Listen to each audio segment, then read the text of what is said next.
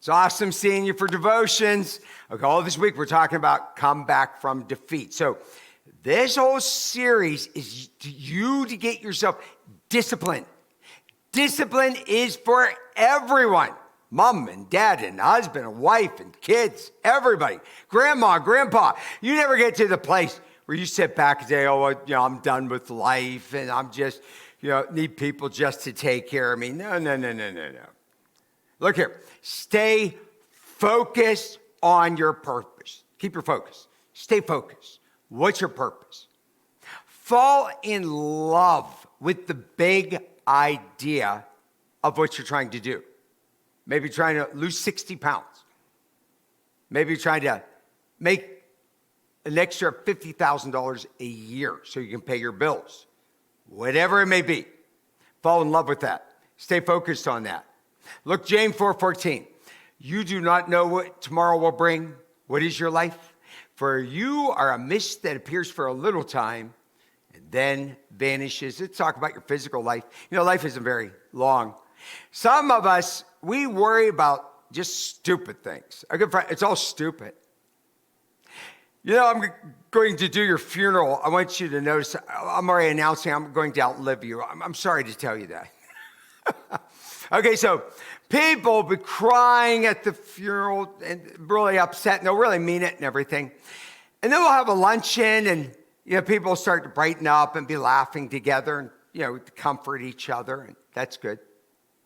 Okay, within a few days, phone calls will stop, letters will stop coming in your name. And about 20 years after I'm dead, somebody will bring up the name Pastor Mike.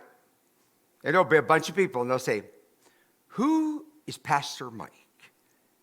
Okay, so I'm telling you what, life is short. Everything you do ought to be for eternity. And one of the things you should really do is really grow in your faith, in which you're an overcomer.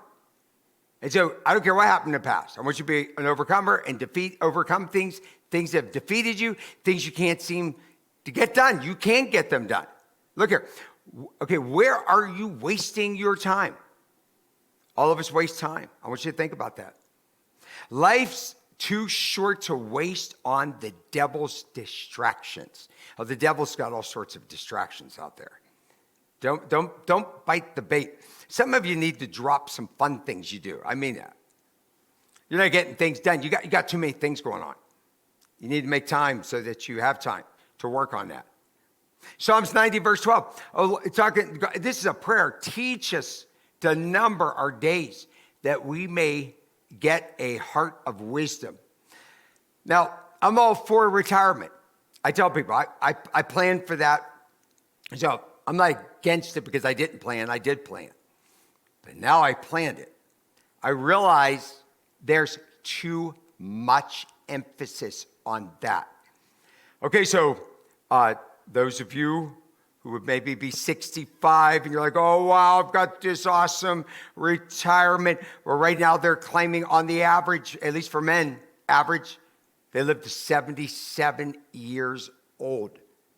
Ooh, whoopee. Hope you have fun those last 12 years. It's kind of goofy, huh?